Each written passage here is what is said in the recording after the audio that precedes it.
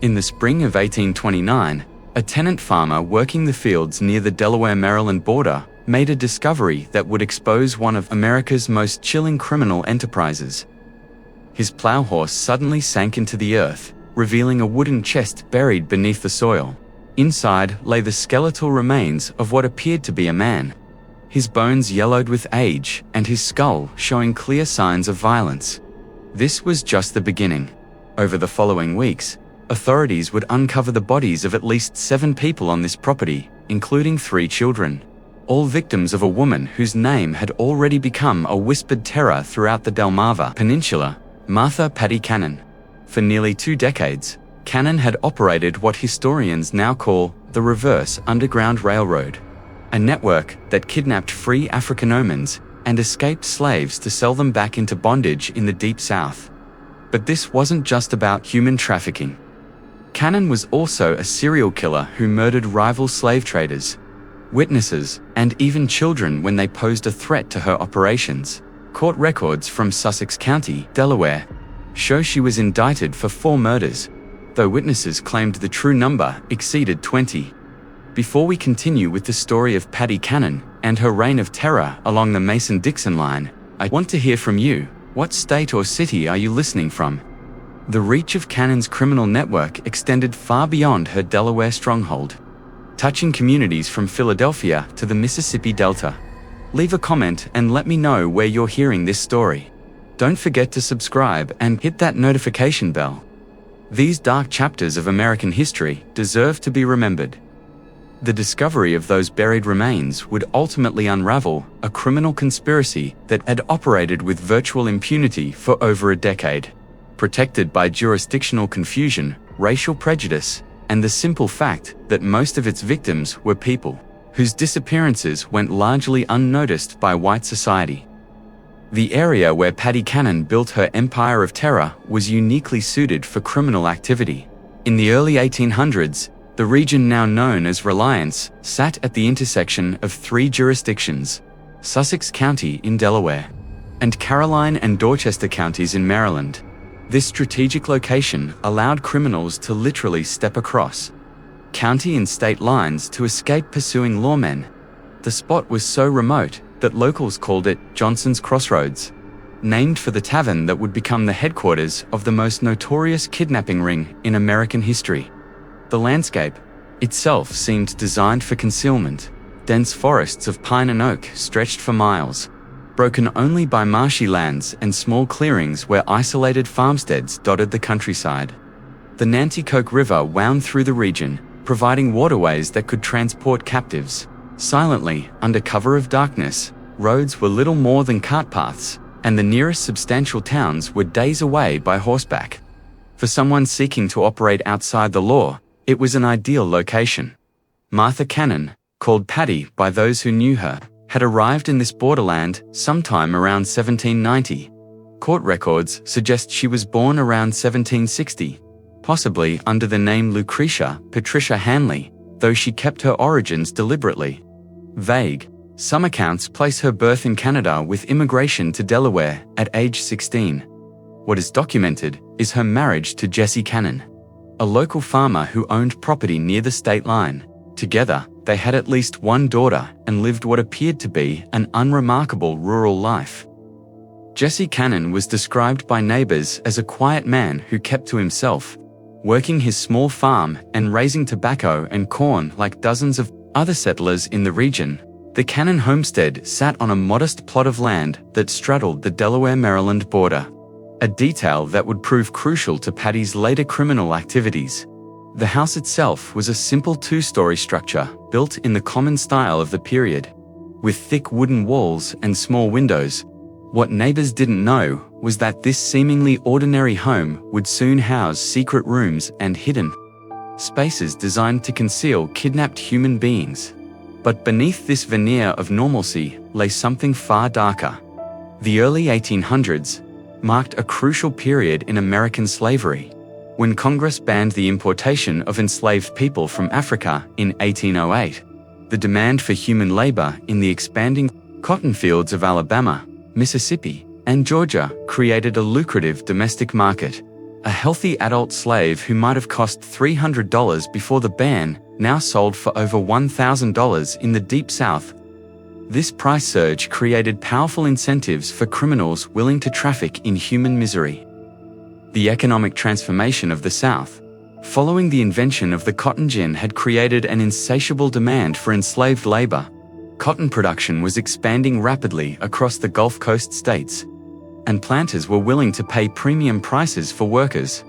The legal ban on importing slaves from Africa meant that the only source of new enslaved people was the domestic population, either through natural increase or through the capture and re-enslavement of free African Americans. The Delmarva Peninsula was particularly vulnerable to these predators. Following the Revolutionary War, many enslaved people had been freed by their owners, either through gradual emancipation laws or individual acts of manumission. Maryland and Delaware had substantial populations of free African men who worked as laborers, artisans, and small farmers. These communities, while legally free, lived in constant fear. They had no powerful protectors, limited legal recourse, and their disappearances often went unreported or uninvestigated by white authorities who viewed them as less than fully human. The legal status of free African men in the early 1800s was precarious at best. While they were not enslaved, they possessed few of the rights enjoyed by white citizens. They could not vote, serve on juries, or testify against white defendants in most courts. Their freedom could be challenged at any time, and they were required to carry papers proving their status. For criminals like Paddy Cannon, these legal vulnerabilities created opportunities for exploitation. Into this environment stepped Paddy Cannon, a woman who would prove that evil recognizes no gender boundaries. Contemporary accounts describe her as a large, physically imposing woman with unusual strength for her gender. She stood nearly 6 feet tall in an era when most women barely reached 5 feet. And she possessed what neighbors described as an intimidating presence. Her voice was reportedly deep and commanding, and she had a reputation for violent outbursts when crossed. Her husband Jesse died under mysterious circumstances around 1826. Some later claimed she poisoned him, leaving her a widow with complete control over the family property. By this time, she had already begun forming the criminal connections that would make her name synonymous with terror. Local law enforcement was virtually non-existent in the rural border region, and what little authority existed was often corrupt or simply overwhelmed by the scale of criminal activity. The social dynamics of the region also favored criminal enterprises. The white population was sparse and often transient, consisting largely of small farmers, laborers, and people seeking to escape their pasts in more settled areas. There was little sense of community cohesion, and neighbors often minded their own business, regardless of what they might suspect about their neighbors' activities. This isolation and indifference would prove crucial to Cannon's ability to operate undetected for so many years. The transformation of Paddy Cannon from frontier widow to criminal mastermind began with her daughter's marriages, in a pattern that would define the next 2 decades. Both of the young women's husbands were slave kidnappers. Her first husband, Henry Brereton, was a blacksmith who supplemented his income by capturing free African Americans for sale in the South. In 1811, Brereton was arrested and imprisoned in Georgetown, Delaware for kidnapping, but he managed to escape from jail that same year. Brereton's criminal activities had been well known in the local community long before his arrest. As a blacksmith, he had legitimate reasons to travel throughout the region, visiting farms and settlements to shoe horses and repair tools. This mobility provided perfect cover for his illegal activities. He would identify potential victims during his legitimate business calls, noting which families had teenage children or young adults who might bring high prices in southern slave markets. The methods employed by early kidnappers like Brereton were often crude but effective. They relied on deception, overwhelming force, and the isolated nature of rural life to capture their victims. A common technique involved approaching free African American families with offers of employment in distant locations. Parents desperate for economic opportunities for their children would sometimes allow them to travel with these supposed employers, only to discover too late that they had signed their children's death warrants. It was after his escape that the first documented murder connected to the Cannon family occurred. Brereton, working with Paddy Cannon and another criminal named Joseph Griffith, ambushed a slave trader known only as Rigdal at Cannon's Tavern. The plan was simple but brutal. Get the victim drunk, rob him of his money and slaves, then eliminate the witness. Court records show that Rigdal was shot and killed during the robbery. Brereton and Griffith were eventually captured and hanged on April 13, 1813, but Paddy Cannon escaped prosecution. The Rigdal murder marked a significant escalation in the criminal activities centered around the Cannon property. Prior to this incident, the family had been involved primarily in facilitating kidnappings and providing safe haven for criminals passing through the region. The willingness to commit murder for profit demonstrated a level of ruthlessness that would characterize all of Cannon's future activities. Contemporary newspaper accounts of the Rigdal case provide disturbing details about the crime. The victim had been traveling through the region with a substantial amount of money. Estimates suggest between $3,000 and $5,000 intended for purchasing enslaved people in local markets. He had stopped at what he believed was a legitimate tavern for food and lodging. Unaware that he had walked into a trap, the conspirators plied him with alcohol throughout the evening, waiting for the right moment to strike. When Rigdal finally retired to his room, Brereton and Griffith followed him. Neighbors later reported hearing shouting and the sound of a struggle, followed by a gunshot. By morning, Rigdal was dead. His money was gone, and his wagon and horses had disappeared.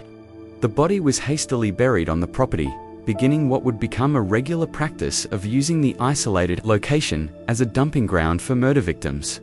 The execution of her daughter's first husband did nothing to deter Cannon from her chosen path. Instead, it seemed to refine her methods and strengthen her resolve to build a more sophisticated criminal organization. The lesson she drew from Brereton's capture was not that crime didn't pay, but rather that criminals needed better organization and more careful planning to avoid detection. When her daughter remarried, this time to Joseph Johnson, Cannon gained a partner who would prove even more valuable to her criminal enterprise. Johnson wasn't just another kidnapper. He was a businessman who understood the logistics of human trafficking on a regional scale. He had connections throughout the South, experience in transportation and logistics, and, most importantly, the capital necessary to expand their operations beyond simple opportunistic crimes. Johnson brought to the partnership a tavern located precisely on the Delaware-Maryland state line. This establishment, which became known as Joe Johnson's Tavern, was positioned so strategically that different rooms literally sat in different states. This geographic advantage allowed them to move kidnapped victims between jurisdictions to confuse pursuing authorities.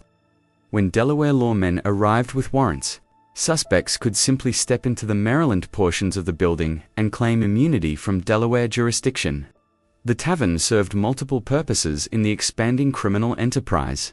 It was a legitimate business that provided cover for their activities, generating income and explaining the constant flow of travelers and wagons through the property. It functioned as a holding facility for captives awaiting transport south, with specially constructed hidden rooms and cellars designed to conceal human cargo, and it served as a meeting place for the network of criminals who worked for them, a neutral ground where plans could be made and profits divided. The physical layout of the tavern reflected its multiple functions. The main floor appeared completely normal, with a common room for travelers, a bar area, and rooms for legitimate guests. But beneath the building lay a series of cellars and tunnels that had been specially constructed for hiding kidnapped people. These underground spaces were accessible through concealed entrances and were designed to muffle sound and prevent escape. Iron rings set into stone walls provided anchor points for chains, while small ventilation shafts ensured that captives wouldn't suffocate during long periods of confinement. The gang that assembled around Cannon and Johnson was remarkably diverse. For its time, it included white criminals like Henry Carr, mixed-race decoys such as John Purnell, who used multiple aliases, and even enslaved people forced to participate in capturing others. This multiracial composition was strategic. Gang members could approach potential victims without immediately raising suspicions, while white members handled negotiations with buyers in the Deep South. John Purnell, described in court records as a yellow man or mulatto, was particularly valuable to the organization. His mixed racial heritage allowed him to move between white and African American communities with relative ease. He maintained multiple identities and could present himself as either a free person of color, seeking work, or a light-skinned white man conducting business, depending on the situation. This chameleon-like ability made him an ideal scout for identifying potential victims and establishing initial contact. As the 1820s progressed, the scope of the Cannon-Johnson operation expanded dramatically. Their network stretched from Pennsylvania to Louisiana, with documented connections to buyers in Alabama, Mississippi, and Georgia. Mayor Joseph Watson of Philadelphia, a Quaker deeply committed to protecting free Africans, began tracking the disappearances of citizens from his city and tracing them back to the Delmarva Peninsula. Watson's investigations revealed the horrifying scale of the operation. In 1825 alone, he documented dozens of kidnappings connected to the Cannon Gang. The victims weren't just random targets. They were often specifically chosen for their vulnerability. Young adults brought the highest prices in southern markets. But children were also valuable as they could be trained for specific tasks and would provide decades of labor. The systematic nature of these kidnappings demonstrated a level of organization that went far beyond opportunistic crime. The gang maintained detailed intelligence about potential targets, tracking families and individuals who might be vulnerable to capture. They knew which young people had recently lost their jobs, which families were struggling financially, and which individuals might be tempted by offers of employment in distant locations. One of the most detailed accounts comes from Lydia Smith, a 25-year-old free woman who was kidnapped in 1825. Her testimony, preserved in court records, describes being held first in Cannon's house, then moved to Johnson's Tavern, where she was kept in chains for 5 months. Smith recalled the constant fear, the inadequate food, and the knowledge that she was scheduled to be transported south with a large group of other kidnapped people. Only her eventual rescue by Watson's network saved her from a lifetime of bondage. Smith's account provides crucial details about the conditions endured by victims of the Cannon Gang. She described being seized while walking alone on a road near Philadelphia, overpowered by multiple attackers, and transported by wagon to the Delaware-Maryland border. The journey took several days, during which she was kept blindfolded and chained to prevent escape attempts. Upon arrival at the Cannon property, she was placed in a hidden room beneath the main house, where she discovered she was not alone. The underground holding areas, according to Smith's testimony, contained dozens of other kidnapped people at various times. Men, women, and children were kept in separate areas, all chained to prevent escape. The conditions were deliberately harsh: inadequate food, no sanitation facilities, and constant darkness. Except when guards brought candles during feeding times. The psychological torture was as brutal as the physical conditions, as captives knew they were destined for sale into lifelong bondage. Smith also provided details about the gang's methods for processing their human cargo. Victims were systematically stripped of any documentation proving their free status, and any personal belongings that might help identify them were destroyed. They were given new names and false backgrounds that would support their sale as legitimate slaves. Those who resisted or attempted to maintain their true identities were beaten until they complied. The gang's operations were an open secret in the local community. Neighbors knew that people disappeared near the Cannon property, that wagons arrived at odd hours, and that Johnson's Tavern hosted suspicious meetings. But the victims were African men in a society where their word carried little weight against that of white criminals. Local law enforcement, when it existed at all, showed little interest in investigating crimes against people they viewed as inherently suspicious. The complicity of the local white community in the gang's activities went beyond mere indifference. Some neighbors actively supported the criminal enterprise.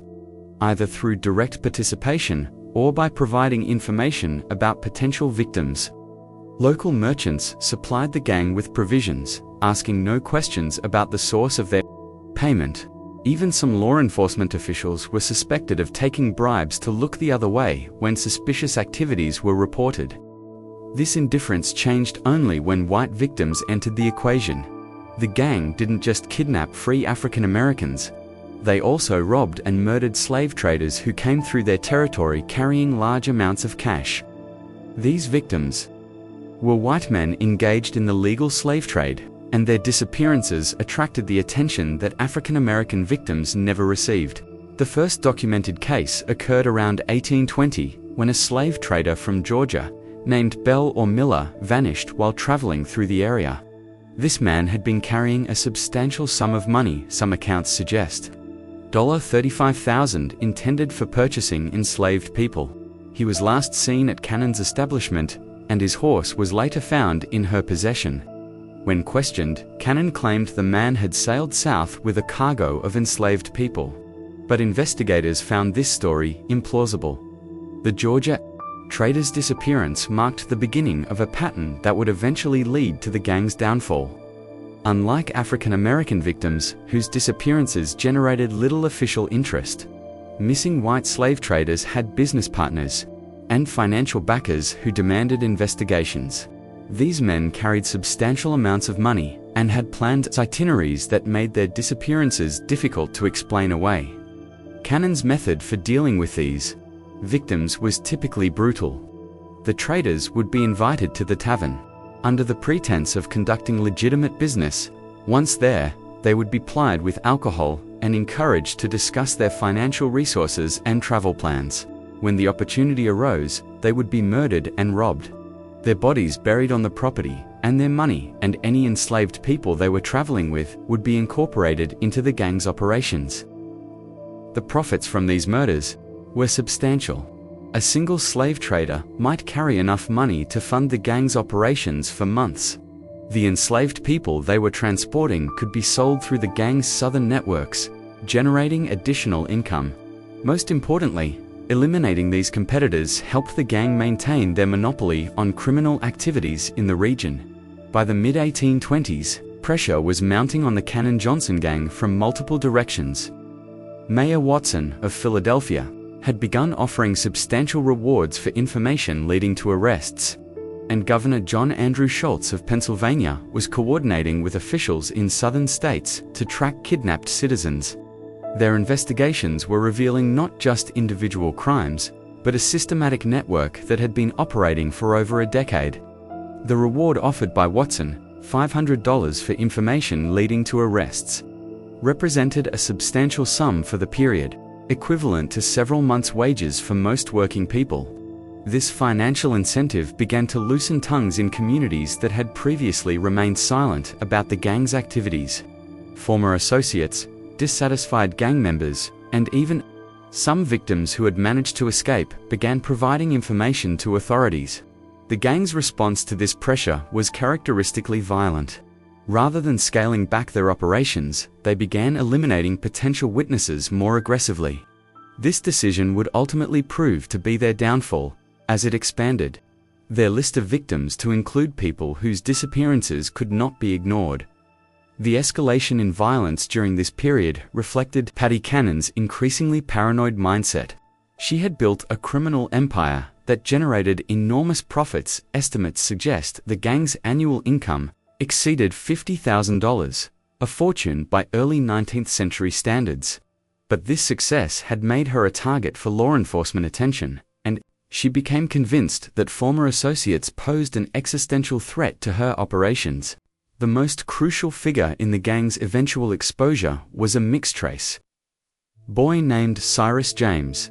Cannon had purchased James as a slave when he was only 7 years old and had raised him in her household. As he grew older, James was forced to participate in the gang's activities, serving as a decoy to lure other Africanomans into traps.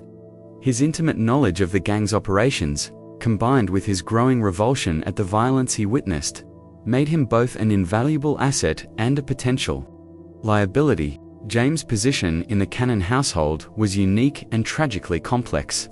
As an enslaved child, he had no choice but to participate in whatever activities his owner demanded.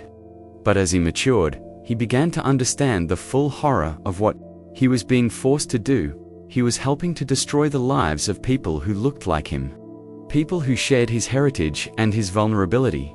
This knowledge created an internal conflict that would eventually lead him to cooperate with authorities, despite the personal risks involved. The psychological manipulation employed by Cannon to control James was sophisticated and cruel. She alternated between treating him as a favored member of the household and threatening him with violence or sale to brutal masters in the Deep South. She convinced him that his survival depended entirely on her protection, and that any betrayal would result in his immediate death. This combination of dependency and terror kept James loyal for years, even as he witnessed increasingly horrific crimes. James later testified that he witnessed Cannon murder multiple children on her property. In one particularly horrific account, he described seeing Cannon take a wounded African-American child, not yet dead, from the house in her apron, only for the child to never return. James knew where the bodies were buried because he had been forced to help dispose of them. The murders James witnessed were not random acts of violence, but calculated decisions based on Cannon's assessment of risk and profit. Children who became sick or injured were killed rather than treated, as medical care would have been expensive and would have attracted unwanted attention. Young people who proved difficult to control or who maintained their insistence on their free status were eliminated as potential sources of trouble. Even infants born to kidnapped women were sometimes killed if Cannon determined they would be more trouble than they were worth. Asterisk. The gang's undoing began with their treatment of rival slave traders. Competition in the illegal human trafficking trade was fierce, and Cannon's gang had developed a reputation for murdering competitors to steal their money and their human cargo. This practice accelerated as legitimate law enforcement pressure increased. Dead slave traders couldn't testify about their experiences with the gang. The decision to escalate their violence against white victims reflected both Cannon's growing desperation and her fundamental miscalculation about the consequences of such actions. She had operated for so long with impunity that she believed herself untouchable. The murder of African Americans had generated no serious law enforcement response, so she assumed that the same would be true for white victims. This assumption would prove fatal to her criminal enterprise. In early 1829, the bodies began to surface. A tenant farmer working land owned by Cannon was plowing a low-lying area that had recently been cleared of brush when his horse stumbled into what proved to be a grave. Inside a wooden chest, he discovered human bones that authorities determined belonged to the missing Georgia slave trader from nearly a decade earlier. This discovery triggered a systematic search of the property that would uncover multiple burial sites. The farmer who made the initial discovery was working land that Cannon had rented out for additional income. The area had previously been unused because it was prone to flooding, but recent dry weather had made it suitable for cultivation. When the farmer's plow horse suddenly sank into the ground, he initially assumed he had encountered a natural depression or perhaps an old well. It was only when he began digging to free his horse that he realized he had stumbled upon something far more sinister. The wooden chest containing the bones was remarkably well preserved, suggesting it had been buried relatively recently, despite containing decade-old remains. The chest itself appeared to have been specifically constructed for the purpose of concealing a body with dimensions that precisely accommodated a human form. This level of preparation indicated that the burial was not a hasty attempt to conceal a crime, but rather part of a systematic approach to body disposal that had been refined over years of practice.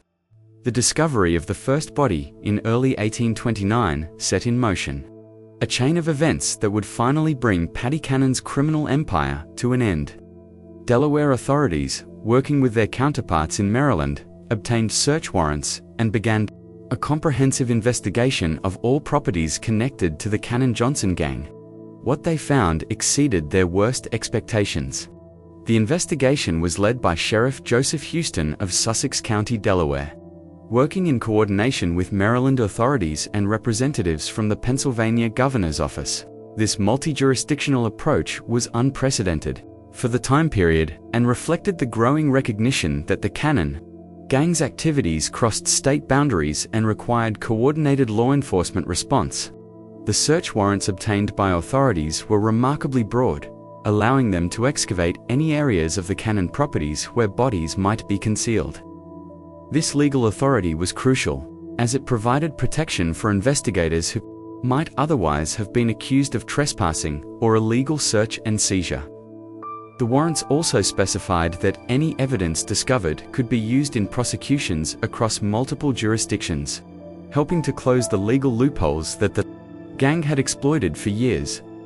On April 3, 1829, Cyrus James was captured in Delaware. The circumstances of his arrest remain somewhat unclear, but court records suggest he was attempting to flee the region when he was apprehended. Faced with overwhelming evidence and the prospect of execution, the young man who had been forced into a life of crime as a child made a fateful decision. He would cooperate with authorities and reveal everything he knew about Paddy Cannon's operations. The decision to cooperate was not made lightly by James. He understood that his testimony would likely result in his own prosecution for the crimes he had been forced to commit, but he also recognized that continued silence would mean protecting the woman who had enslaved him and forced him to participate in the destruction of countless other lives. His cooperation represented not just a legal strategy, but a moral choice to finally break free from the psychological control that Cannon had maintained over him for years. James' testimony was devastating. Speaking to a justice of the peace in Seaford, Delaware, he provided detailed accounts of murders spanning nearly a decade.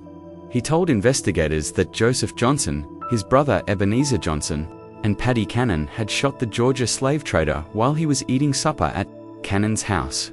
He had watched them carry the body to a wooden chest and bury it on the property. But this was just the beginning of his revelations. The level of detail in James's testimony was extraordinary and provided investigators with their first comprehensive understanding of the gang's operations. He was able to describe not just individual crimes, but the systematic methods employed by the gang over many years. He knew the locations of burial sites, the identities of other gang members, the routes used to transport kidnapped people, and the networks of buyers and sellers that stretched across multiple states. Following James's directions, authorities began excavating the Cannon property. In a garden area, they found the body of a young mixed-race child. According to James' testimony, this child had been enslaved by Cannon, along with his mother. Cannon had killed the child because she suspected the father was white, possibly a member of her own family.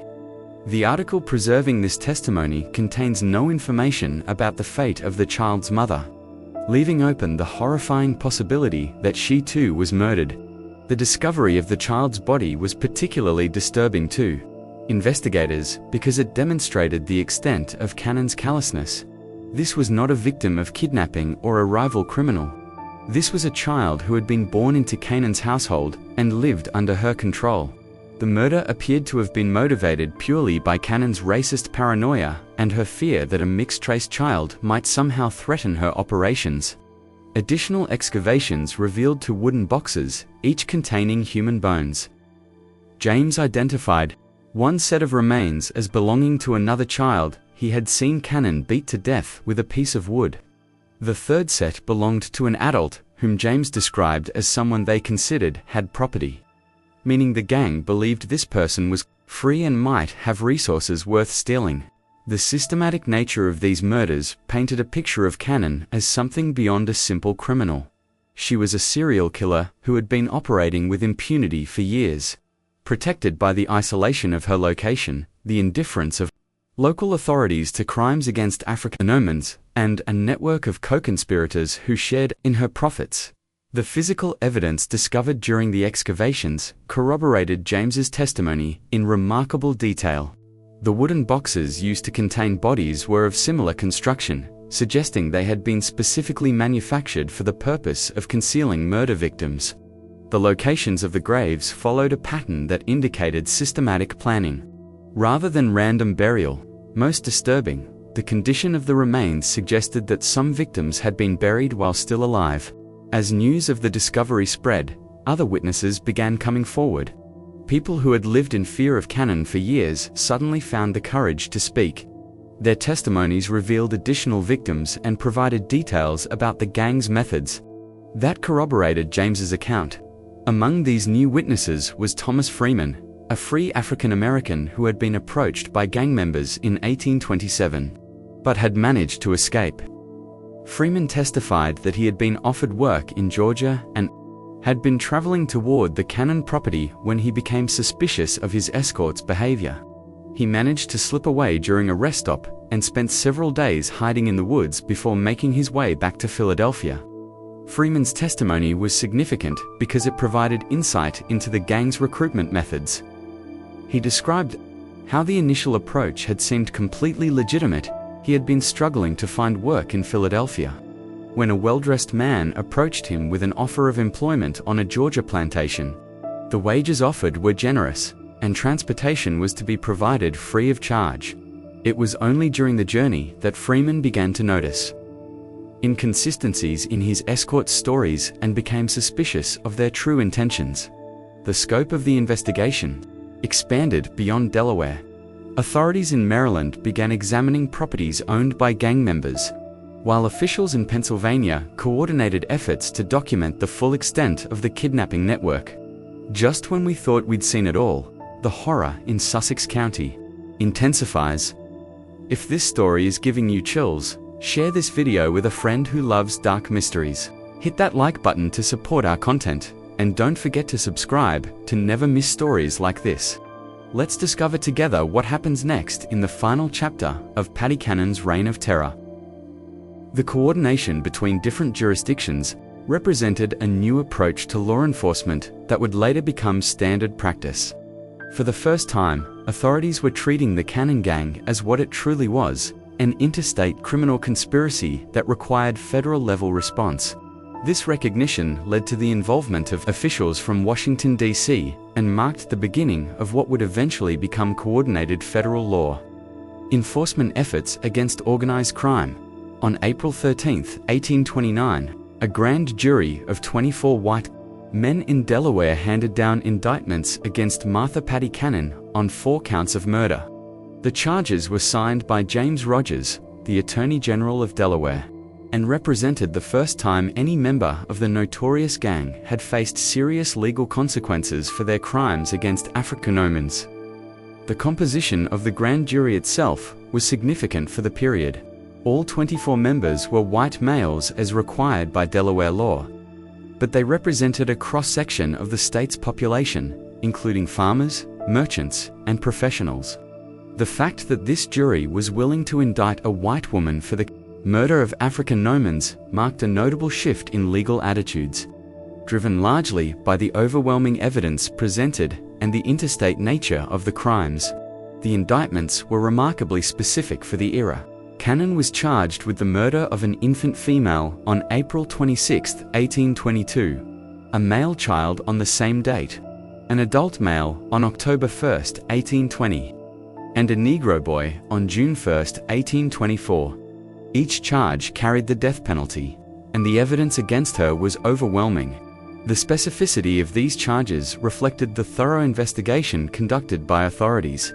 Unlike many criminal cases of the period which relied primarily on witness testimony and circumstantial evidence, the Cannon case was built on physical evidence, multiple corroborating witnesses, and detailed confessions from a participant who had intimate knowledge of the crimes.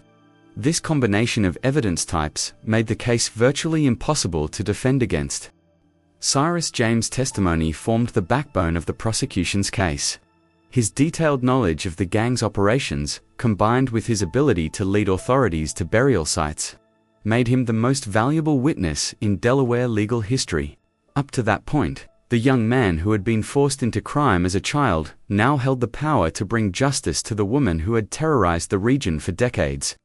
The prosecution team was led by Attorney General James Rogers, who had made his reputation prosecuting complex criminal cases across Delaware. Rogers understood that the Cannon case represented an opportunity to demonstrate that the law applied equally to all citizens, regardless of their race or social status. He also recognized that a successful prosecution would send a strong message to other criminal enterprises operating in the region. But Patty Cannon herself presented a figure that defied easy categorization, even for her contemporaries.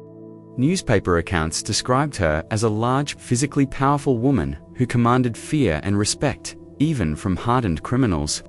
At approximately 70 years old, she remained sharp-minded and defiant, showing no remorse for her actions, even when confronted with irrefutable evidence. Contemporary descriptions of Cannon during her imprisonment paint a picture of an unrepentant criminal who seemed genuinely puzzled by the legal proceedings against her. She apparently viewed her actions as legitimate business activities and expressed bewilderment that authorities were prosecuting her for crimes against people she considered to be property rather than human beings. The conditions of her imprisonment in the Sussex County Jail in Georgetown, Delaware, reflected both the seriousness of her crimes and the unusual nature of having a female defendant facing multiple murder charges. She was kept under constant guard, as authorities feared both escape attempts and potential retaliation from surviving gang members. The Georgetown jail itself was a crude stone structure that had been built in the early 1800s to house petty criminals and debtors. It was not designed to hold dangerous felons facing capital charges, and authorities had to implement special security measures to ensure Cannon's continued detention. Extra guards were posted, and her cell was reinforced with additional iron bars and locks. During her confinement, Cannon began to speak more freely about her criminal career. According to contemporary accounts, she admitted to killing at least 24 people over the course of her criminal career. These victims included not just the African nomads found buried on her property, but also rival slave traders, potential witnesses, and anyone else who posed a threat to her operations. The most chilling aspect of Cannon's confessions was their matter-of-fact tone. She spoke of murder as a business necessity, describing the killing of children and adults with the same casual indifference she might have used to discuss livestock. Her apparent lack of any moral conscience shocked even hardened law enforcement officials who had seen the worst of frontier violence. Cannon's confessions provided authorities with details about crimes that extended far beyond the charges for which she had been indicted. She described murders dating back to the early 1810s, kidnappings that had involved hundreds of victims, and a criminal network that had reached into multiple states. These revelations confirmed investigators' suspicions that the crimes discovered on her property represented only a fraction of the gang's total activities. The legal proceedings moved forward with unusual speed for the period. The overwhelming evidence, combined with public pressure for justice, created momentum for a quick trial and resolution. Court records suggest that Cannon was expected to face trial within weeks of her indictment, with execution to follow shortly thereafter if she were convicted. The prosecution's strategy was straightforward: present the physical evidence, provide testimony from Cyrus James and other witnesses, and allow the jury to reach the obvious conclusion that Cannon was guilty of multiple murders. The defense, such as it was, could only argue for mercy based on Cannon's age and gender, though few observers believed such arguments would be effective given the horrific nature of the crimes. The trial was scheduled to begin in late May 1829, with jury selection planned for the week before. Legal observers from across the region were expected to attend, as the case represented one of the most significant criminal prosecutions in Delaware history. Newspapers as far away as Philadelphia and Baltimore were planning extensive coverage of the proceedings. The legal proceedings against Patty Cannon would never reach their intended conclusion. On May 11, 1829, approximately 3 weeks before her scheduled trial, jail guards found her dead in her cell. The official cause of death was listed as suicide by poison, though the exact circumstances remain unclear. Some accounts suggest she had been smuggled arsenic by sympathizers, while others propose she had been hoarding medication for weeks. The discovery of Cannon's body sent shockwaves through the Georgetown jail and the broader community. Guards, making their regular morning rounds, found her lying on the floor of her cell, apparently having died sometime during the night. There were no signs of struggle or violence, and the cell remained securely locked from the outside. The only evidence of what had occurred was a small vial found hidden in her clothing, which later analysis suggested had contained arsenic. The question of how Cannon obtained the poison remained a mystery that investigators never fully resolved. The jail's security procedures were relatively lax by modern standards, and visitors were not thoroughly searched before meeting with prisoners. It was possible that a sympathizer had smuggled the poison to her during one of these visits, though no specific individual was ever identified as the source. Some contemporaries speculated that Cannon had been planning her suicide from the moment of her arrest. She had witnessed the execution of her daughter's first husband and understood exactly what fate awaited her if she were convicted. Rather than face the public humiliation of execution, she chose to die on her own terms, maintaining control over her fate until the very end. Her death robbed the victims' families of the satisfaction of seeing justice served, but it also brought to a close one of the most systematic criminal enterprises in early American history. Court records show that Cannon's death effectively ended the Reverse Underground Railroad that had operated along the Delmarva Peninsula for nearly 2 decades. The immediate aftermath of Cannon's death was chaotic. Authorities had been preparing for what they expected to be the most significant criminal trial in Delaware history, and her suicide left them with unresolved questions about the full extent of her criminal network. The investigation into her activities continued for several months, but without her testimony, many details about the gang's operations remained unclear. The fate of her surviving co-conspirators varied. Joseph Johnson, her son-in-law and primary partner, had fled to Alabama or Mississippi before the investigations began. His brother, Ebenezer, also escaped to the Deep South, where they presumably continued their criminal activities beyond the reach of Delaware authorities. Local law enforcement made half-hearted attempts to pursue them, but the jurisdictional complications and vast distances involved made successful prosecution unlikely. Only Cyrus James, the enslaved boy forced into crime, remained to face justice, and his cooperation with authorities ultimately led to his freedom rather than execution. The Delaware courts, recognizing that James had been coerced into participating in the gang's activities and that his testimony had been crucial to uncovering the crimes, granted him his freedom and provided him with protection from retaliation. James' fate, after the trial, represented one of the few positive outcomes from the entire tragic episode. He was relocated to Pennsylvania, where abolitionists helped him establish a new identity and begin a legitimate life. Some accounts suggest he later became active in the Underground Railroad, using his knowledge of criminal networks to help legitimate efforts to assist escaped slaves. The investigation revealed that the Cannon-Johnson gang had been responsible for the kidnapping of hundreds of free Afrikanomans over the course of their operations. While exact numbers remain disputed, conservative estimates suggest they trafficked between 500 and 1,000 people into slavery in the Deep South. The economic value of these crimes, measured in the prices slaves commanded in southern markets, represented millions of dollars in today's currency. The human cost of these crimes extended far beyond simple statistics. Each kidnapping represented the destruction of a family, the theft of a life, and the perpetuation of a system that treated human beings as property. Many victims were never recovered, living out their lives in bondage hundreds of miles from their homes. Children were separated from parents, spouses from each other, and entire communities lived in fear of similar attacks.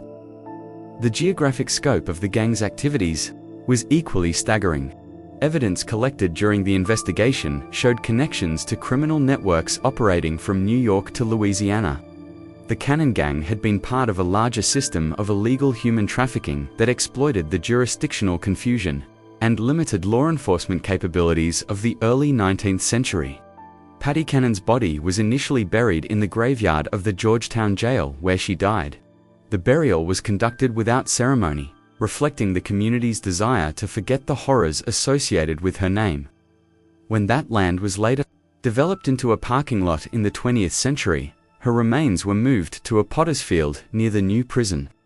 In a bizarre twist that reflects the sensationalist attitude toward her crimes, her skull was separated from the rest of her remains and put on display in various venues over the years. As recently as 1961, it was on loan to the Dover Public Library. Serving as a macabre reminder of one of Delaware's darkest chapters, this treatment of her remains, while disturbing by modern standards, reflected the public's continued fascination with her crimes and their desire to remember the horrors she had perpetrated. The legacy of Patty Cannon extends far beyond her individual crimes. Her story illustrates the systematic violence that underpinned American slavery, the vulnerability of free African Americans in the antebellum period, and the ways that geographic and legal loopholes could be exploited by sophisticated criminals. The reverse Underground Railroad she operated represented the dark mirror image of the networks that helped enslaved people escape to freedom. A reminder that for every story of liberation, there were countless others of re-enslavement and death. Modern historians continue to study the Cannon case as an example of how criminal enterprises could flourish in the gaps between legal jurisdictions. Her ability to operate for nearly 2 decades, despite the knowledge of local communities, demonstrates the combination of racism, legal limitations, and economic incentives that allowed such horrors to continue. The case also highlighted the limitations of early 19th century law enforcement, the lack of coordination between different jurisdictions, the absence of professional police forces, and the limited communication capabilities of the period all contributed to the gang's ability to operate with impunity. These lessons would later inform efforts to develop more effective law enforcement strategies for dealing with interstate crime. The impact on the local community was profound and lasting. The area around Johnson's Crossroads never fully recovered from its association with the Cannon Gang. The name was eventually changed to Reliance in an effort to escape the infamy, but the stigma persisted for generations. Property values in the area remained depressed for decades, and many families chose to relocate rather than remain in a place associated with such horrors. The Cannon case also had broader implications for American society's understanding of race and crime. The willingness of authorities to finally prosecute these crimes, even though the victims were primarily African-Americans, marked a small but significant shift in legal attitudes. While this change was limited and temporary, it represented recognition that all people, regardless of race, deserved legal protection. The documentation and investigation of Cannon's crimes also contributed to the growing abolitionist movement. The systematic nature of the kidnapping network and the ease with which free African men could be reduced to slavery provided powerful evidence for abolitionists arguing that the entire system of slavery was inherently corrupt and dangerous. In the decades following Cannon's death, her story became part of regional folklore, though the details were often distorted or sensationalized. Numerous books, pamphlets, and newspaper articles recounted her crimes, though many mixed fact with fiction in ways that made it difficult to separate historical truth from legend. The most famous of these was George Alfred Townsend's novel, The Entailed Hat, published in 1884, which used Cannon's story as the basis for a melodramatic tale of frontier crime. The site of the original Cannon House remained a source of morbid fascination for decades. Visitors would travel to the remote location to see where the crimes had occurred, and local residents developed a cottage industry providing tours and selling souvenirs. The original house was finally torn down in 1948, but the site continued to attract curiosity seekers well into the modern era. This mystery shows us how easily society can turn a blind eye to systematic violence when the victims are perceived as less than fully human. The indifference that allowed Patty Cannon to operate for decades was finally overcome only when her crimes expanded to include white victims whose disappearances could not be ignored. The legal system that failed to protect free Africans from kidnapping and murder was the same system that ultimately prosecuted Cannon only when she threatened the interests of white slave traders. The Cannon case serves as a stark reminder of the human capacity for evil and the importance of vigilant law enforcement and community responsibility. It demonstrates how criminal enterprises can flourish in environments where society fails to protect its most vulnerable members. Most importantly, it preserves the memory of hundreds of victims whose names are largely forgotten, but whose suffering should never be minimized or ignored. What do you think of this story? Do you believe everything was revealed about the full scope of her criminal network? The evidence suggests that Patty Cannon's gang was part of a much larger system of illegal human trafficking that extended far beyond the Delaware-Maryland border. Many questions remain unanswered about the full extent of their activities and the fate of their victims. Leave your comment below and share your thoughts about this dark chapter in American history. If you enjoyed this tale and want more horror stories from America's hidden past, subscribe, hit the notification bell, and share with someone who loves mysteries from our nation's forgotten crimes. See you in the next video, where we'll explore another terrifying true story from the shadows of American history.